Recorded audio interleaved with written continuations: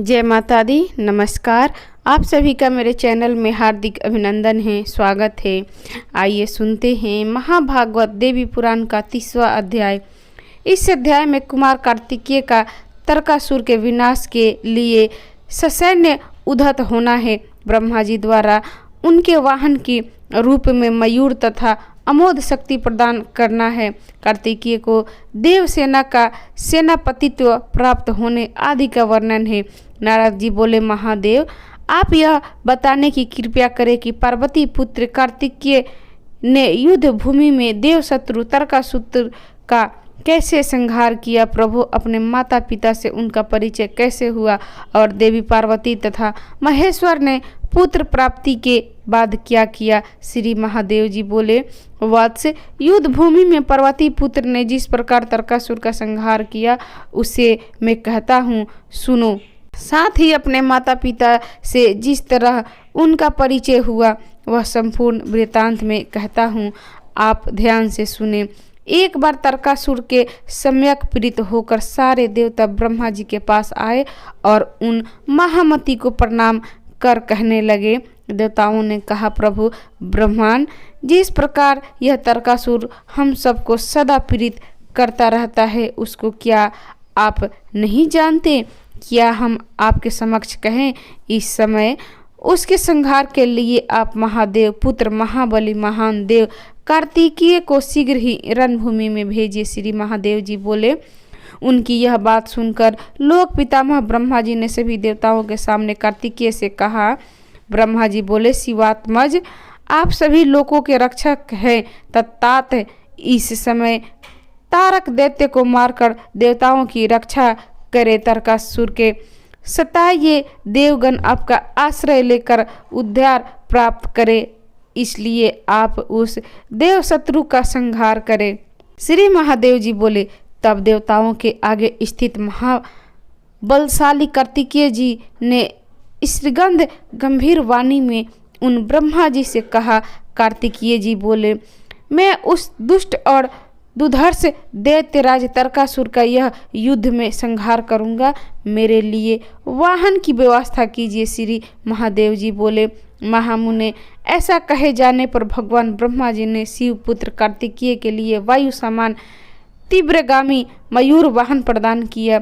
उन महातेजस्वी कार्तिकेय को तारकासुर का वध करने के लिए सवीर्ण प्रकृत एक शक्ति भी प्रदान की, जिसकी आभा करोड़ों सूर्य के समान थी। उसके समान महाशक्ति तीनों भुवनों में नहीं है। इस कारण शिव पुत्र कार्तिकेय शक्तिधर यह नाम प्राप्त करेगा। तब लोक पितामह ब्रह्मा जी ने सारी शिव सेना देव सेना की रक्षा के लिए कार्तिकेय को सेनापति बनाकर युद्ध भूमि में भेज दिया। वे महाबली पराक्रमी कार्तिकेय जी के ब्रह्मा जी को साष्टांग प्रणाम कर तथा उस भयावह शक्ति को लेकर मयूर वाहन पर आरूढ़ हो गए।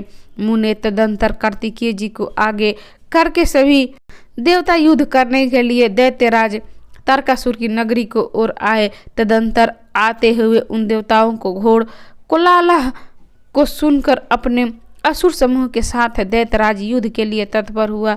वह दुर्धर्ष दैत्यराज अगणित घुड़सवारों और पैदल सिपाहियों के साथ हजारों हाथी घोड़े लेकर युद्ध के लिए व्यवस्थित हो गया।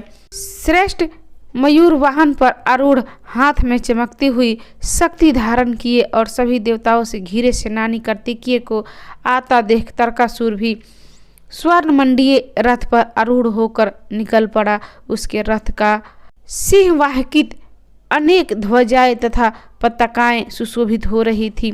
महामते जब वह अपने रथ के घोड़े के घोड़ शब्द से धरती को कांपता हुआ आगे बढ़ा तब अति भयंकर अपशगुन दिखाई देने लगे।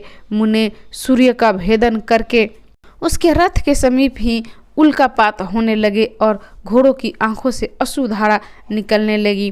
तभी योद्धागण दुखी मन हो गए और गिरधादि अशुभ पक्षीगण भयानक शब्द करते हुए गिरने लगे।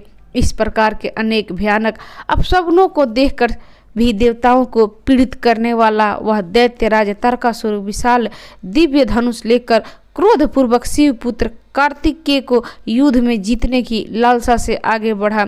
मुने जिनकी माता स्वयं युद्ध भूमि में सभी श्रेष्ठ दैत्यों का संहार करने वाली पर्वतराज हिमालय की पुत्री भगवती पार्वती है तथा जिनके पिता प्रलयकारी रुद्र है, उन शक्ति संपन्न कार्तिकेय को पराजित करने में कौन समर्थ है। इस प्रकार श्री महाभागवत पुराण के अंतर्गत श्री महादेव नारद संवाद में तारकासुर संग्राम में कुमार गमन वर्णन नामक 30वां अध्याय पूर्ण हुआ। तो भक्तजन, ये थी चैत माह के संपूर्ण देवी अध्याय पूर्ण हुई।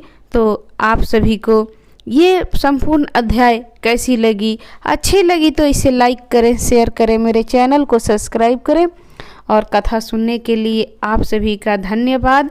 नमस्कार। जय माता दी।